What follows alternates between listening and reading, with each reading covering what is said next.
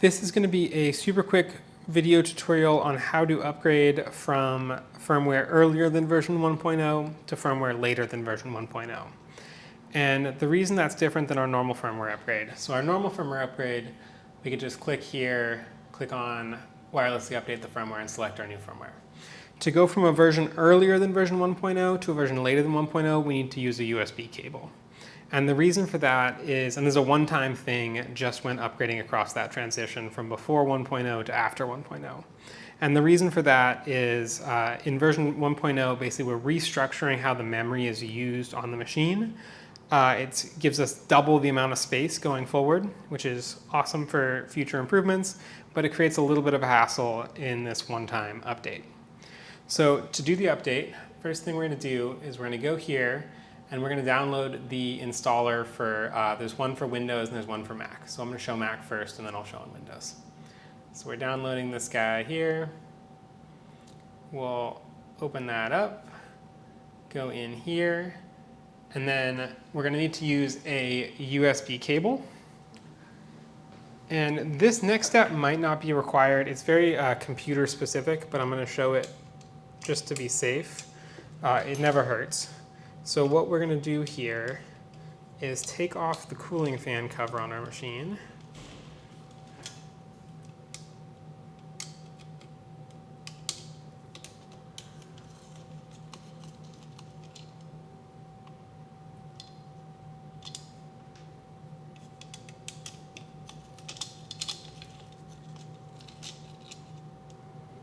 I'm going to unplug the cooling fan here,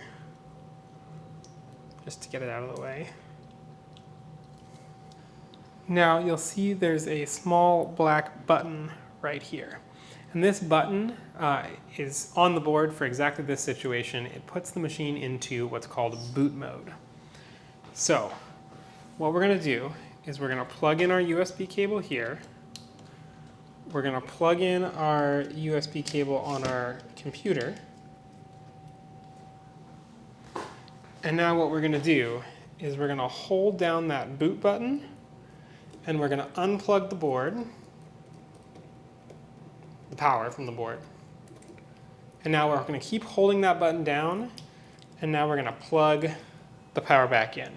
And while we're holding that button, we're going to run the script on our computer. And I'll show you how to do that now.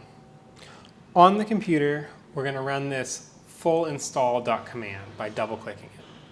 And we're going to run into an issue here where Mac is going to tell us this is, something downloaded from the internet and shouldn't be trusted. We're going to fix that by clicking on this little question mark here.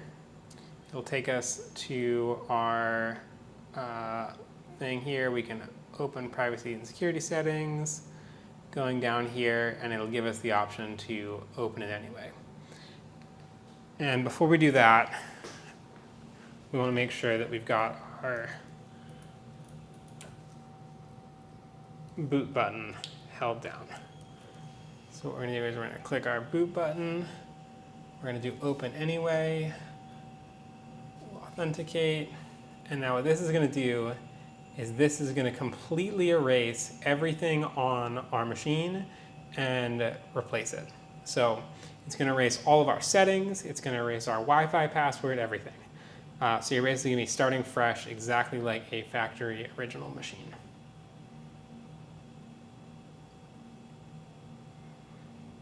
If you want to try to save some of your settings, you can download your maslow.yaml file before doing this, and you can get any settings out of there, but it might just be easier to start fresh. Great, and now we're done. So now, if we turn our machine off and back on again, we can close up our fan cover, and we're all done.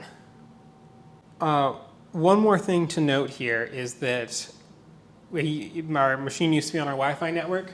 Because we've reset everything, we're going to have to go back to connect to the Maslow Wi-Fi network the machine makes and re-enter our Wi-Fi username and password to get it back on our network. And we'll do that right here. To install the a firmware version later than 1.0 on Windows, we're going to do the same thing, but we're going to download the Windows 64.zip.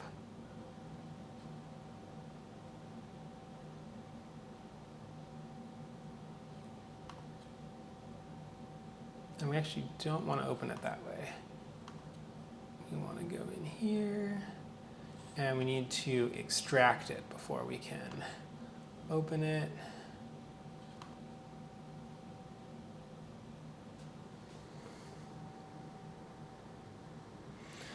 Now that we've extracted it, we're going to go in here, and this time we're going to run full install.bat, which is this file.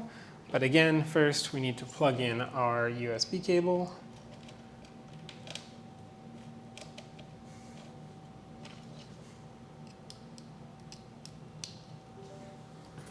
And then we need to do the process of holding down the boot button, plugging in our power, and then double-clicking on full install.bat. And again, it's going to tell us we shouldn't trust things from the internet. We're going to click that and run it anyway.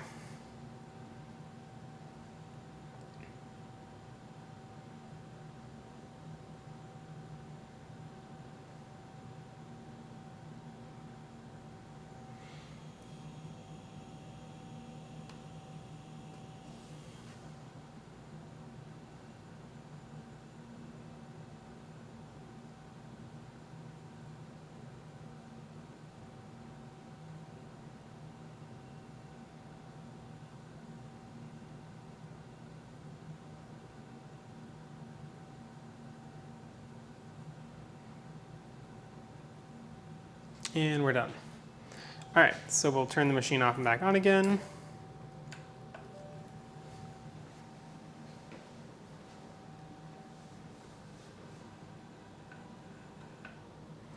And we can close this.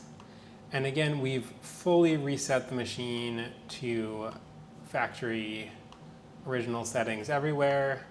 So when we want to connect to the machine, we will again need to connect to the Maslow network and give it our Wi-Fi credentials. And that's all you need to do to update. And this is a one-time deal, just from going before 1.0 to after 1.0. From now on, you'll be able to just download the firmware.bin file that we normally use, and you'll be able to just update your firmware normally by clicking on Fluid NC here and clicking Update Firmware. So this is a one-time hassle. Thanks for watching.